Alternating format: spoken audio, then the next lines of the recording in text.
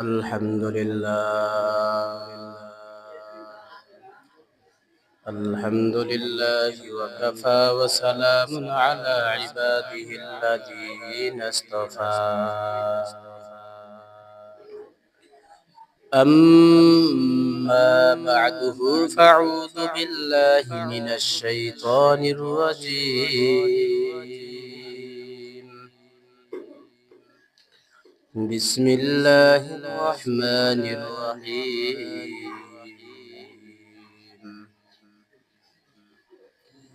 يا أيها الذين آمنوا اجتنبوا كثيرا من الظن إن بعض الظن إثم ولا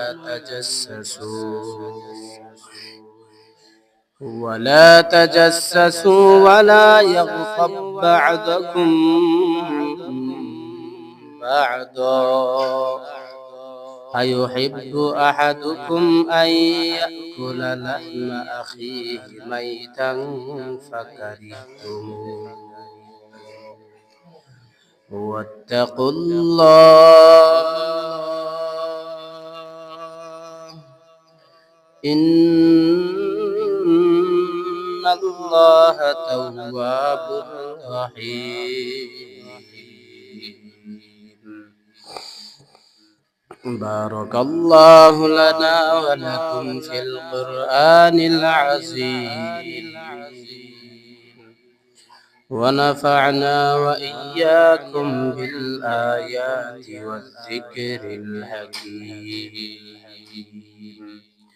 قال النبي صلى الله عليه وسلم إن الله عز وجل لا ينظر إلى أجسامكم ولا إلى صوركم ولكن ينظر إلى قلوبكم وأعمالكم أو كما قال النبي عليه الصلاة والسلام. ونحن على ذلك من الشاهدين والشاكرين والحمد لله رب العالمين. راہے میرے مسکن حوالے کعبہ اے میرے مدفن دیار مدینہ بلغ العلا بكماله كشف الدجى بجماله حسنت جميع خصاله صلوا عليه وآله بلغ العلا بكماله كشف الدجى بجماله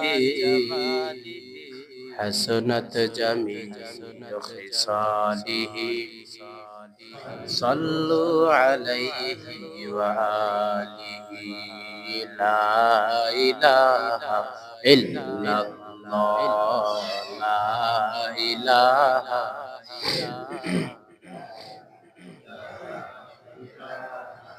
إلا الله لا إله لا إله إلا الله محمد رسول الله صلى الله عليه وسلم. আলহামদুলিল্লাহ আল্লাহ তাআলা দরবারে লাখ কোটি শুকর ও সুজুদ যে রব্বে করিম আমাদেরকে পবিত্র জুমার দিন জুমার সালাত আদায় করার জন্য মসজিদে আসার বসার দিনে কিছু কথা বলা এবং শোনার তৌফিক দান করেছেন। এজন্য আমরা অন্তঃস্থল থেকে শুকরিয়া আদায় করছি। আলহামদুলিল্লাহ। আপনাদের মাঝে যে আয়াতে কারিমা তিলাওয়াত করেছি, উক্ত আয়াতকে সামনে রেখেই অল্প সময় আমরা কিছু দিনী কথা বলতে আমরা শুনতে থাকবো ইনশাআল্লাহ। এই আয়াতের আলোকে আরেকটা সূরা আছে, সূরাতুল হুমাযাহ মাক্কিয়া। আল্লাহ তাআলা এই সূরার মধ্যে বলেন, তিন শ্রেণীর লোক ধ্বংস। কয় শ্রেণীর লোক? ওয়াজগুলো বোঝার চেষ্টা করবেন। এখানে জুমার আলোচনা করা হয় আমলের জন্য এবং অল্প কথা বলা হয়, খুব গুরুত্বপূর্ণ কথা, এখানে কিচ্ছা কাহিনী নয়। এখানে আল্লাহ তাআলা কোরআনে হাকিমের মধ্যে ধ্বংসের কথা বলেছেন তিন শ্রেণীর লোক। কয় শ্রেণীর লোক জানি না, কতটুকু আলোচনা করতে পারবো। তিনটা শ্রেণীর লোকের ব্যাপারে আল্লাহ তাআলা সূরা হুমাযার মধ্যে বলেছেন এরা ধ্বংস। এরা কি ধ্বংস? তাহলে বোঝা গেল যে তিন শ্রেণীর লোক ধ্বংসের কথা রব্বে কারীম বলেছেন, এরা নিশ্চিত ধ্বংস।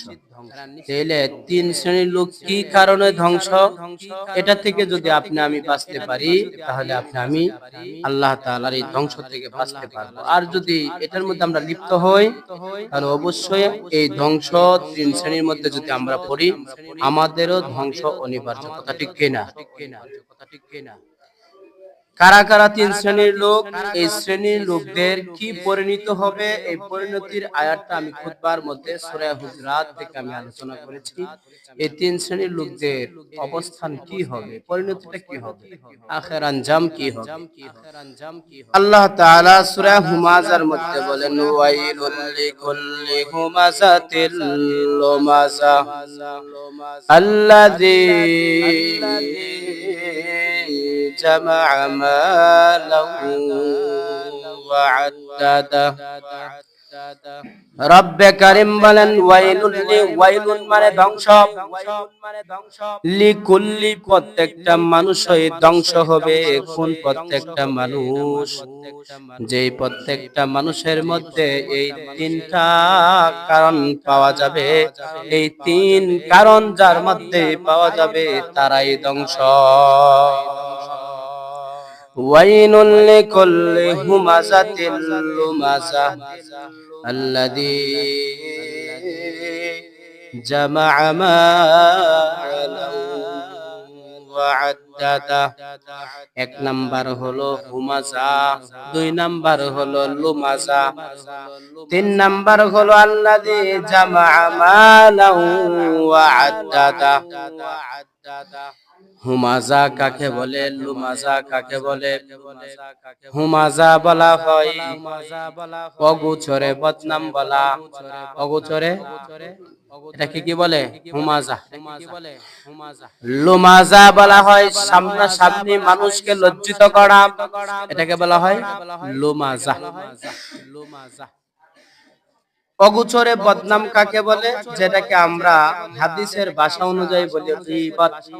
গীবত তো বলেন, আলাদা বদনাম বলে, এটা কি বলেন? গীবত। অগোচরে যে বদনাম বলা হয় এটা দুই প্রকার। এটা কয় প্রকার? দুই প্রকার। যদি কোনো মানুষ একটা বাস্তবে একটা অপরাধ করেছে, অন্যায় করেছে, একটা দোষ সে আসলেই এটা করেছে, এটাকে যদি আপনি মানুষের মাঝে বর্ণনা করেন, এটাকে বলা হয় গীবত।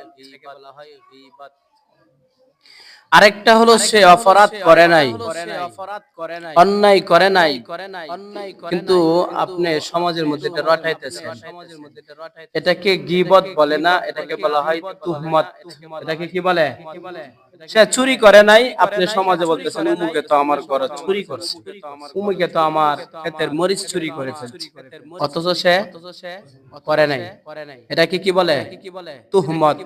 উমুক জিনা করে নাই, ব্যভিচার করে নাই, শুধু দেখছেন রাতের বেলা অমুকের বাড়ি থেকে বাইর হইছে, আপনি ধারণা করে সমাজে রটায় দিয়েছেন অমুক তো অমুক কাজ করে ফেলছে, অমুকের বাড়ি থেকে বাইর হইছে। এটাকে বলা হয়, যদি আসলেই করে থাকে এটা হবে গীবত, আর যদি আসলেই না করে থাকে এটা হবে কি? তুহমত। বুঝছেন কিনা?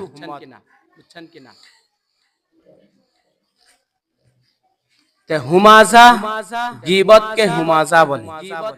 অন্যের দোষ বর্ণনা করা তার অগোচরে।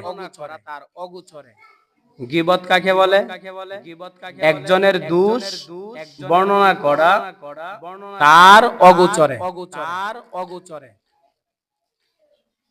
গীবতের মধ্যে তিনটা পক্ষ পাওয়া যায়। বলেন কয়টা পক্ষ? তিনটা পক্ষ বলা হয়। গীবতটা হয় ইফসাদের জন্য হবে, আর না হয় ইসলাহের জন্য হবে। যদি গীবত ইসলাহের জন্য হয় জায়েজ, আর যদি ইফসাদের জন্য হয় এই গীবত করা নাজায়েজ, হারাম।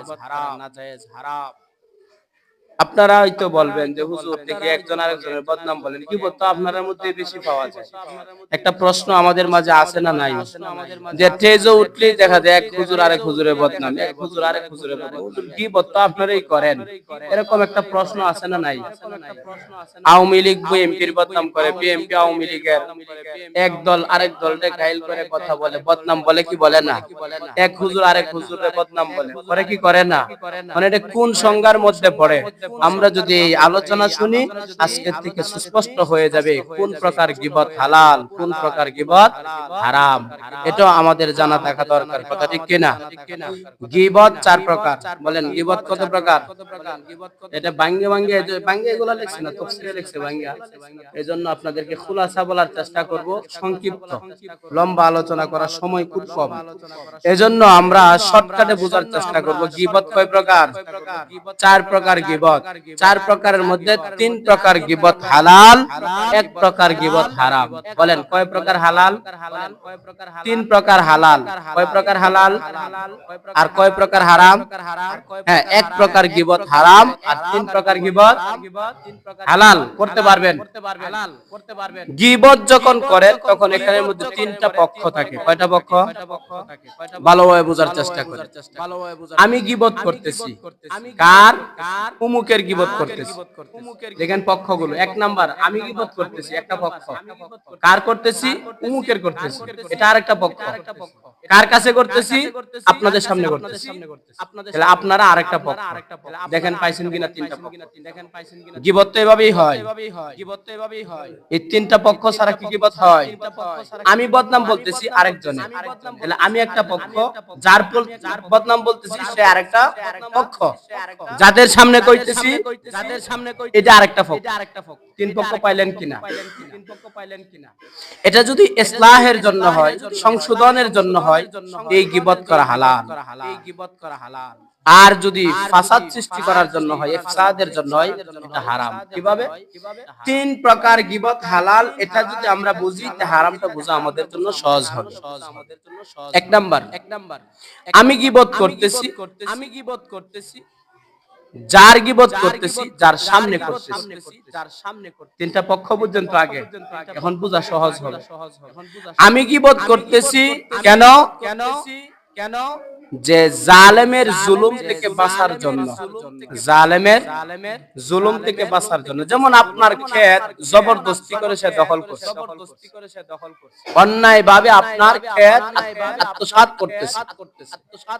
এখন আপনি সামাজিক ভাবে মানুষের কাছে, যারা পর্দানি বলেন, এদের কাছে আপনি বলবেন যে ভাই আমার তো উমুকে এই এই, এখন কিন্তু বদনাম কইতে হইব তার, আমার এই চাচাতো ভাই আমার ক্ষেত জবরদস্তি করছে, এভাবে এভাবে বদনাম কইতে হইব না? যাদের কাছে বলবেন, শর্ত হলো এদের এই ক্ষমতা থাকতে হবে তার জুলুম থেকে বাঁচানো। তার জুলুম থেকে বাঁচানোর কি থাকতে হবে? পর্দানির অনেক সময় ক্ষমতা নাও থাকতে পারে, পর্দানি সমাধান দিতে পারে না, নিরুপায় হয়ে কি করে? তখন চলে যায় মামলা করার জন্য। যায় কি যায় না?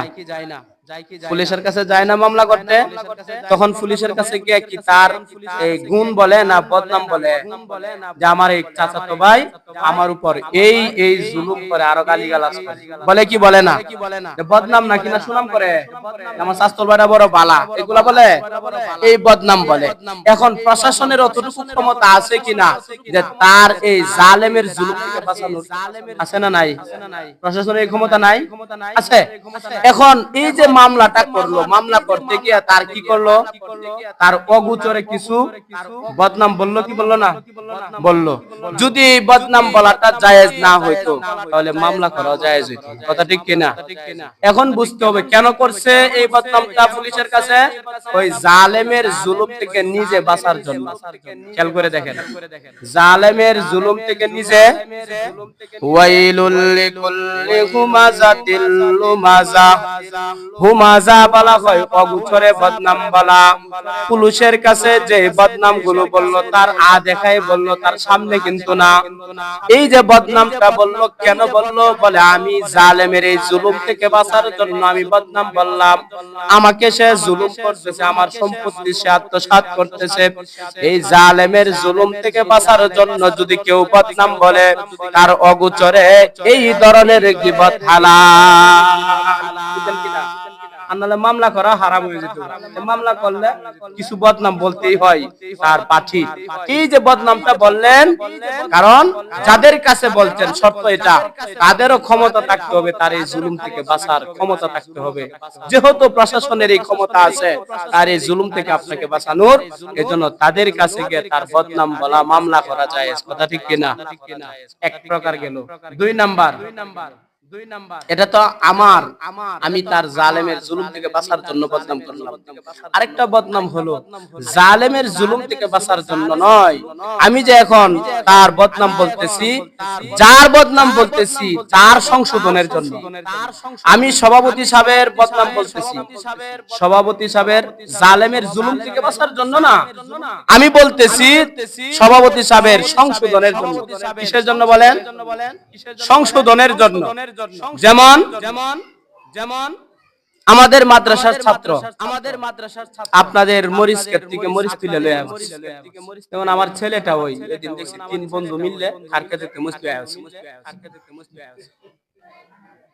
এখন এটা আপনার চোখে ধরা পড়ছে, আপনি বললেন যে হুজুর আপনার ছেলে আমাদের আরেক হুজুরের ছেলে আর আমাদের নুরানি হুজুরের, লাউন্দের হুজুরের বাইক না, এরা 3 জন মিললে মরিচ চুরি হচ্ছে। এই বিচারটা আমার রাস্তা পায়া দিলেন। আচ্ছা বলেন তো দেখি, এই যে 3 জনের ছাত্রর নামে আপনি বিচার দিলেন আমার রাস্তা কারিয়া, এই ছাত্রর সুনাম কইতেছেন না বদনাম কইতেছেন? এরা কি সামনে আছে? না। এই ছাত্রের বদনামটা উস্তাদের কাছে বলতেছেন, হুজুর আপনার সন্তান রাস্তা দিয়ে গেলে সালাম দেয় না, এটা কি বদনাম না?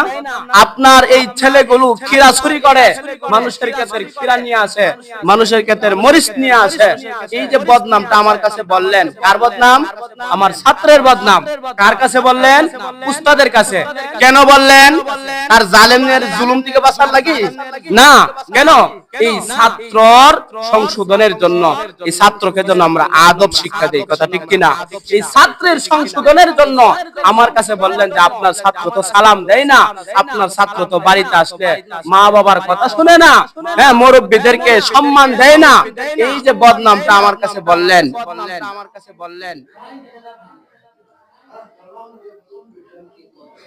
একটু আওয়াজ করেন, আল্লাহর রাস্তায় আওয়াজ করেন না।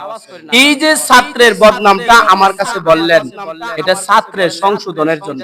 যে আরেকবার আমি যেন বইলা দেয় তোমরা কিন্তু মুরব্বিদেরকে পাইলে সালাম দিবা, তোমরা কিন্তু বাড়িতে গিয়ে মা বাবার কথা শুনবা, তোমরা কিন্তু আর খিরা চুরি করবা না, মরিচ চুরি করবা না। এটা হবে কার সংশোধন? ছাত্রের সংশোধন। তাইলে 2 নাম্বার প্রকারের যে গীবত আছে, এটা কার জন্য করলাম? যার গীবত করতেছি তার সংশোধনের জন্য। যার বদনাম বলতেছি তার সংশোধনের জন্য, ভালোর জন্য। কথা ঠিক আছে না? মাশাআল্লাহ। তার ভালোর জন্য যদি আমি আরেকজনের কাছে, একটা মুরব্বির কাছে যদি আমি এই গীবতটা করি, অগোচরে বদনামটা বলি, এই 2 নাম্বার প্রকারের গীবত হালাল। সুবহানাল্লাহ। এখন যদি এই গীবত করা, বদনাম বলাটা যদি জায়েজ না হইতো, কি আর ছাত্রের বদনাম কোন যাইতো উস্তাদের কাছে? এই প্রকার গীবত হালাল। 3 নাম্বার, জালেমের জুলুম থেকে বাঁচার জন্য না, ছাত্রের সংশোধন করার জন্য না, যার গীবত করতেছি তার সংশোধনের জন্য না। কি? যার গীবত করতেছি, যাদের সামনে বলতেছি, তাদের ঈমান আমলের হেফাজতের জন্য। সুবহানাল্লাহ। আপনাদের সামনে যদি একজনের বদনাম বলি, যেমন কাদিয়ানীরা কাফের, বদনাম কি না? কাদিয়ানীরা কাফের, এই যে বদনাম শুরু করছে, মির্জা গোলাম আহমদ কাদিয়ানী কাফের। কেন? কোরআনের একটা আয়াত মানে না। কোরআনের আয়াত কি? আল্লাহ তাআলা বলেন খাতামান নাবিয়্যিন, আমাদের নবী হলো সর্বশেষ নবী। হাদিসের মধ্যে রাসূলুল্লাহ সাল্লাল্লাহু আলাইহি সাল্লাম বলেন আনা খাতামুন নাবিয়্যিন লা নাবিয়্যা বাদি, আমি সর্বশেষ নবী, আমার পরে আর কোনো নবী আসবে না। যদিও আসে ঈসা আলাইহিস সালাম, নবী হয়ে আসবেন না, এই নবীর উম্মত হয়ে আসবে। কোন সুবহানাল্লাহ। নবুয়তের নবীয়তি নাই, আমি নবীর উম্মত হয়ে আইসা, আমি নবীর শরীয়ত ঈসা আলাইহিস সালাম পালন করবেন। তাহলে তো তার কোনো নবীর শরীয়ত নাই, এটা তো উনি নবী হয়ে আসবেন বলতে, নবী হয়ে নয়, উম্মত হয়ে আসবেন। নবী আসবেন কি হয়ে না? নবী হয়ে না। আমি নবীর উম্মতের শরীয়ত আইসা উম্মতের মুহাম্মাদের শরীয়ত উনি পালন করবেন। তাহলে আমাদের নবীর পরে আর কোন নবী আছে নাই। এই কথাটা কাদিয়ানীরা মানে না। এখন যে কাদিয়ানীদের বদনামটা বললাম, এই কাদিয়ানীর বদনাম আপনাদের সামনে বললাম। কেন বললাম? আমি জালেমের জুলুম থেকে বাঁচার জন্য না, সে আমার জুলুম করে না। 2 নাম্বার, তার সংশোধনের জন্য না। 3 নাম্বার, আপনাদের সামনে করতেছি কেন? আপনাদের ঈমান আমলের হেফাজতের জন্য। এই বদনামটা যদি না বলি, তারা তো নবীরে মানে না, শেষ নবীরে মানে না, আল্লাহর আয়াত কোরআনকে অস্বীকার করেছে আর হাদিসকে অস্বীকার করেছে। কোরআন এবং হাদিসকে যারা অস্বীকার করে, তারা মুসলমান থাকার কোন সুযোগ আছে? মুসলমান থাকার সুযোগ আছে? কোরআন এবং হাদিসকে যেহেতু অস্বীকার করেছে, সুতরাং আপনাদের সামনে আমি যে তার বদনাম বললাম, আপনাদের ঈমান আমলের হেফাজতের জন্য। এই ধরনের বদনাম আপনাদের ঈমান আমলের হেফাজতের জন্য করা, এটা আলেম উলামাদের উপর ওয়াজিব হয়। ওয়াজিব কি হয়? আমি যদি আপনাদেরকে সতর্ক না করি, বন্ড দেওয়ানবাগী, বন্ড তার কাছে মুরিদ হইলে পরে বন্ধ করে ফেলে। এই যে দেওয়ানবাগী বন্ড শব্দটা আপনাদের মাঝে তার বদনাম গুলো বলতেছি, কেন বলতেছি? আপনাদের ঈমান আমলের হেফাজতের জন্য। সুবহানাল্লাহ। এই ধরনের বদনাম বলা জায়েজ যদি আপনাদের ঈমান আমলের হেফাজত হয়। এখন যদি আপনি কাদিয়ানী গ্রুপে যোগ দেন, তারা তো আইসা আপনাদেরকে যোগ দেওয়াবে, কারণ সে তো শেষ নবী মানে না। তাহলে আপনারা না কি বানাইবো? তাদের অনুসারী বানাবে। তখন কি আপনার ঈমান আমল ঠিক থাকবে? থাকবে না। বন্ড দেওয়ানবাগী সেও ঈমান আমলের হেফাজত করে, বিভিন্ন ধরনের কথা বলে। ফাতেমা রাদিয়াল্লাহু তাআলা আনহাকে নাকি বিয়ে করছে, বলেন নাউজুবিল্লাহ। আল্লাহ বিলে তার কাছে আয়, নবী বিলে তার কাছে আয়, নবীরে বিলে স্বপ্ন থেকে দেখে মুর্দা, বলেন নাউজুবিল্লাহ। কথাটা বুঝেন নাই? আর উল্টা পাল্টা নবীর সাথে বিভিন্ন ধরনের কথা। এখন যদি তার কাছে গিয়ে মুরিদ হন, এই বন্ডের কাছে, তাহলে আপনারা কি বানায় দিব? বন্ড বানায় দিব। এই যে তার বদনামটা আপনাদের সামনে বললাম, কেন বললাম? আপনাদের ঈমান আমলের হেফাজতের জন্য। কথাগুলো একটু বুঝতেছেন কিনা দেখেন। গীবত কয় প্রকার? 4 প্রকার। কয় প্রকার হালাল? 3 প্রকার। 1 নাম্বার, আমি গীবত করতেছি, যার গীবত করতেছি তার জালেমের জুলুম থেকে বাঁচার জন্য। 2 নাম্বার, এটা যায়। 2 নাম্বার, আমি যার গীবত করতেছি তার সংশোধনের জন্য, তার ভালোর জন্য। 3 নাম্বার, আমি গীবত করতেছি, যার সামনে করতেছি তাদের ঈমান আমলের হেফাজতের জন্য। যার গীবত করতেছি, যাদের সামনে করতেছি তাদের ঈমান আমলের হেফাজতের জন্য, তার বদনাম বলা। এই তিন প্রকার গীবত হালাল, এই তিন প্রকার গীবত জায়েজ, এক প্রকার গীবত হারাম। কোন প্রকার? এটা সে যেই অপরাধ করেছে এই অপরাধটা সমাজের মধ্যে শাস্ত্রলো বইয়া, দোকানে বইসা, হাটবাজারে বইসা, বন্ধের বিভিন্ন কাজ কামের মধ্যে বইসা শুধু খালি তার বদনাম ছড়াইতাছি, তার জালেমের জুলুম থেকে বাঁচার জন্য না, তার সংশোধনের জন্য না, আমি যে করতেছি মানুষের ঈমান আমলের হেফাজতের জন্য না, একটাই উদ্দেশ্য তার শুধু বদনাম ছড়ানি, সমাজে খালি বদনাম স্বরূপ। এই যে একটা উদ্দেশ্য, বদনাম ছড়ানো যদি উদ্দেশ্য হয়, এই প্রকার গীবত হারাম। কথা ঠিক কিনা জোরে বলেন? শুধু বদনাম ছড়ানি। আমাদের তো এটা ওই নাকি উমুকের বাড়ি থেকে উমুকে আইছে রাত্রে 12টার সময়, কাজ থাকতে হতে পারে, কেন লাগে আইছে জানি না, উমুকের বদনাম দিছি ছড়ায়া। কেন? উদ্দেশ্য কি? তার সংশোধনের জন্য না, জালেমের জুলুম থেকে বাঁচার জন্য না, ঈমান আমলের হেফাজতের জন্য না, উদ্দেশ্য একটাই, খালি কি ছড়ায় দেই? বদনাম ছড়ায় দেই। কি ছড়ায় দেই বলেন? আমাদেরও কিছু বদনাম ছড়বো। যদি আমাদের জালেমের জুলুম থেকে বাঁচার জন্য হয়, আমি বলবো এটাই সঠিক। আর যদি আমাদের সংশোধনের জন্য করে, এমন ব্যক্তির কাছে বলছে, সভাপতি সাহেবের কাছে বলছে, কমিটির লোকের কাছে বলছে, তারা এসে আমার কি করব? সংশোধন করব। সে সরাসরি বলতে পারতেছে না, এখন কমিটির লোকের কাছে বলছে, কমিটির লোক এসে আমারে বলবো হুজুর এই এই সমস্যা, তখন এটা যে বলছে আমার সংশোধনের যদি হয়ে থাকে, তাহলে এই বদনামটা কমিটির কাছে বলা হালাল। কথা ঠিক কিনা? আর যদি জালেমের জুলুম থেকে বাঁচার জন্য না, আমার সংশোধনের জন্য না, আবার ঈমান আমলের হেফাজতের জন্য না, সে বদনাম ছড়াইতেছে একমাত্র শুধুমাত্র বদনাম ছড়ানোর জন্য, শুধুমাত্র সমাজে ফিতনা ছড়ানোর জন্য, ইফসাদের জন্য। এই সমাজে যদি খালি বদনাম ছড়ানোর উদ্দেশ্য থাকে, অন্য কোনো উদ্দেশ্য না থাকে, এটাকেই গীবত বলে। এই প্রকার গীবতই হারাম। এই প্রকার গীবত যদি করে, তাহলে তার পরিণতি কি হবে? আল্লাহ তাআলা কোরআনে কারীমের মধ্যে বলেন, ইন্না বা'দাজ যান্নি ইসমু ওয়ালা তাজাসসু